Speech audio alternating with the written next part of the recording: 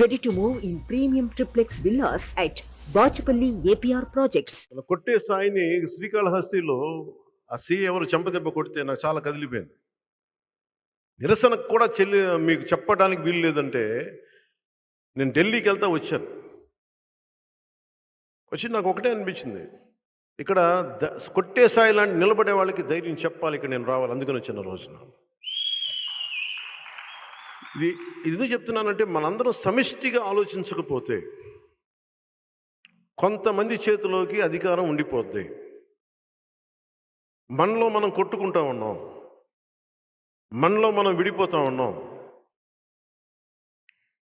నాయకుడు ఎవరని కాదు, మన సమూహానికి పనిచేసేవాడా కాదా, రాయలసీమ ప్రాంతానికి న్యాయం చేసేవాడా కాదా, అదే చూడండి. నేనైతే ఎక్కడికి పారిపోను. నిన్న రాత్రి కూడా నేను పనిచేసే స్టాఫ్ కింద పోలీసులు వచ్చి, ఇక్కడ మనం కొంచెం రెంట్కి తీసుకుంటే బిల్డింగ్లు, పోలీసులు వచ్చి మన దగ్గర పనిచేసే స్టాఫ్ని భయపెట్టే స్థాయికి వెళ్ళిపోతూ ఉన్నారు. జగన్ ప్రభుత్వానికి ఒకటే చెప్తున్నాను, జగన్ ఇది 2009 కాదు, జగన్ ఇది 2024 మర్చిపోయి.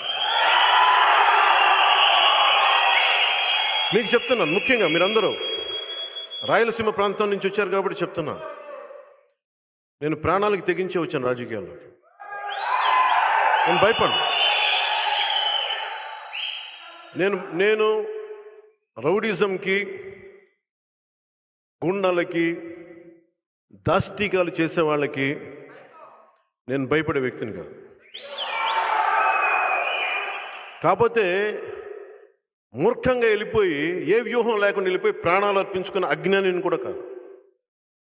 మూర్ఖంగా వెళ్ళిపోయి, మొండి పట్టుతో వెళ్ళిపోయి గొడవ పెట్టుకోవడం కాదు, వ్యూహంతో గొడవ పెట్టుకోవాలి. మీరు కలిసికట్టుగా గొడవ పెట్టుకోవాలి, సమిష్టిగా గొడవ పెట్టుకోవాలి. మనల్ని తన్ని తగలేసే వాళ్ళని బయటికి తన్ని తగలేసే వరకు మనం పోరాడాలి. మన దగ్గరికి వచ్చి చెప్పొద్దు, ఈయన ఎమ్మెల్యే, వైసీపీ ఎమ్మెల్యే.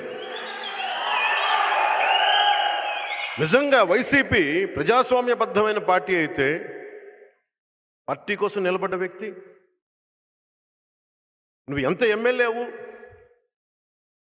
ఆ కర్నూలు చెందిన ఎమ్మెల్యేను ఎమ్మెల్సీ ఆయన కూడా చెప్తా ఉన్నారు, నీకు పూర్తిగా నువ్వు ఎమ్మెల్యే అవ్వు, నీకు బ్లూ లైట్ కార్ ఇస్తాం, నీకు గన్మెన్ ఇస్తాం, కొన్ని సంతకాలు పెట్టడానికి అవకాశం ఇస్తామేమో, కానీ ప్రాక్సీ ఎమ్మెల్యే మావాడే ఉంటాడు, వాళ్ళ గుంపే ఉంటుంది. ఇంతకాడికి అధికారం ఎందుకు, ఎమ్మెల్యే దేనికి?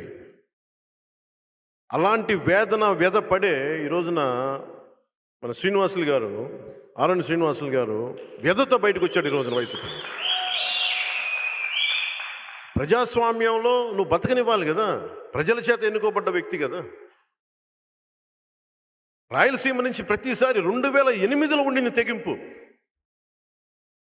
2008లో నేను తెగింపు చూశాను. ఆ రోజున 2024 వచ్చేటప్పటికి అందరూ భయపడుతూ ఉన్నారు.